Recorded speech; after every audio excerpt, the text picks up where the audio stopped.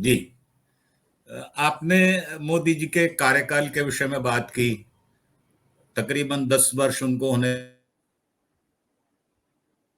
जी। वाले हैं और एक समय अवधि, मुझे लगता है ये कम समय अवधि नहीं है जो उन्होंने कार्यकाल अपना पूरा करने जा रहे हैं।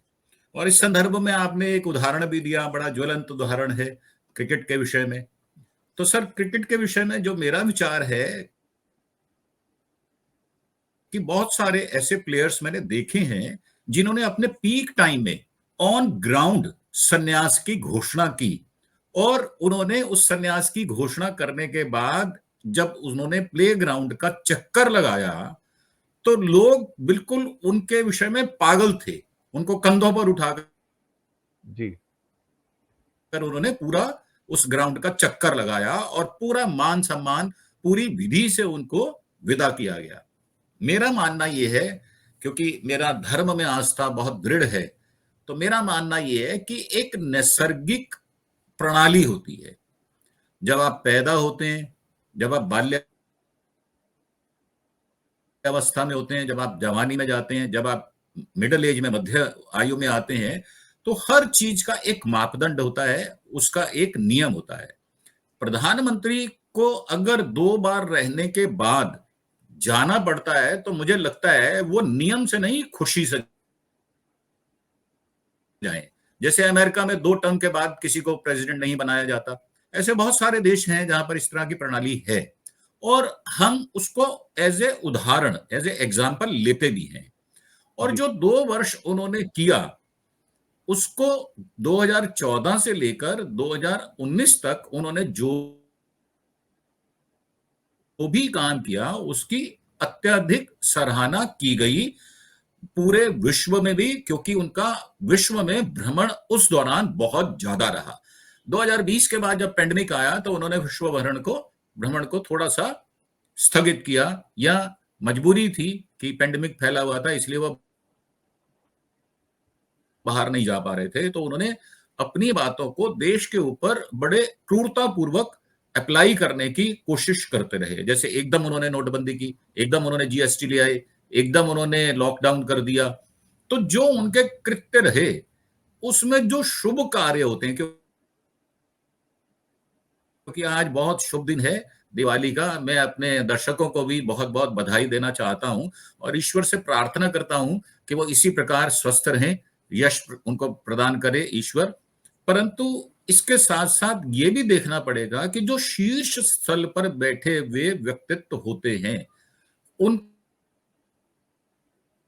उसी मान सम्मान से अपनी विदाई लेनी चाहिए। जैसे मैं पुलिस की बात करूं, जब हमारे कोई भी पुलिस अफसर रिटायर होते हैं तो उनको कुर्सी पर बिठाकर उस कुर्सी को रस्सियों से बांधकर, सिंबॉलिक, और उसको द्वार तक छोड़ा जाता है, और वो बावर्दी होते हैं, उनको गाड़ी में बिठाया जाता है, उनको ऑनर किया जाता है, सैल्यूट किया जाता है, जी।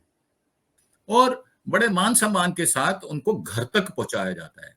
ये एक ऐसी पद्धति है जिसमें आपको मान सम्मान इतना अत्यधिक मिलता है कि बाद में भी जब आप रिटायर हो जाते हैं तो बाद में भी आपका लोग नाम लेकर उदाहरण दिया करते हैं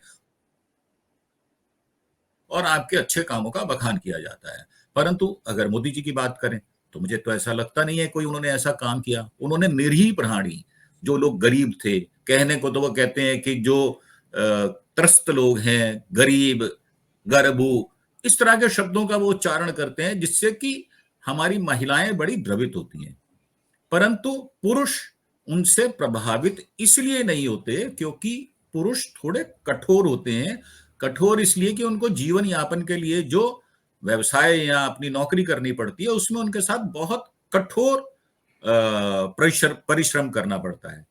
तो मोदी जी ने तो प्रधानमंत्री बनने के बाद मुझे लगता नहीं है ऐसा कोई कठोर परिश्रम किया। उनका तो हवाई जहाज देखिए आप, उसमें एक डबल बेड बिछा हुआ है, बहुत बढ़िया।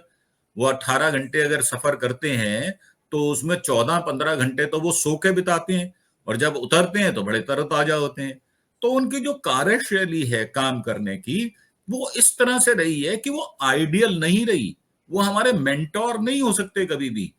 और अगर हम उनसे ये बात कह रहे हैं कि आपका टर्म 2024 में पूरा होने वाला है और आपके इर्द गिर्द जो लोग हैं वो आपसे उकता गए हैं, वो उदासीन हो गए हैं आपसे, आपके व्यवहार से, आपकी कार्यप्रणाली से।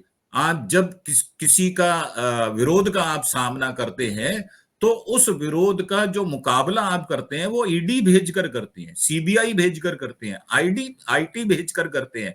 और तो और आप दूसरे विपक्ष के लोग हैं उनकी सभाओं में अपने ग्रुप भेज देते हैं। अभी आपको ज्ञात होगा जब राहुल जी केदारनाथ गए तो आरएसएस के 6 ग्रुप गए हुए थे उनको अपोज करने के लिए, जहां पे वो मोदी मोदी के नारे लगा रहे थे। तो आपके कृत्य जो हैं वो इतने खराब हैं कि अब हम भरे हुए मन से नहीं, अब हम ऐसे मन से कह रहे हैं कि यार बला टालो आप हमारी, आप हमारे बीच में ना रहो। हम इतने ज्यादा उकता गए हैं। तो जो शालीनता होती है वो हमारी ना बिगड़ जाए, हम सहज रहें, हम सहनशील रहें, मर्यादित रहें। तो हम आपको बड़े हाथ जोड़कर और बड़ी इज्जत के साथ कह रहे हैं कि मोदी जी अब आप स्वैच्छिक रिटायरमेंट ले लीजिए, जो आपके बाकी बचे हुए जीवन में काम आएगी। आपने वानप्रस्थ नहीं लिया, परंतु आप मध्य आयु से सीधा सन्यास की तरफ जाएं, ऐसी हम आपसे उम्मीद भी करते हैं। और जो 143 करोड़ 40 लाख जनता है वो मुंह उठाकर आपकी तरफ देख रही है कि ये जो भारी भरकम मुसीबत हमारे सिर पर बैठी हुई है इससे हमें छुटकारा कब मिलेगा। तो मेरी ये तो बड़ी संतुलित सी एडवाइस रहेगी कि मोदी जी आप टाटा बाय बाय कर दें।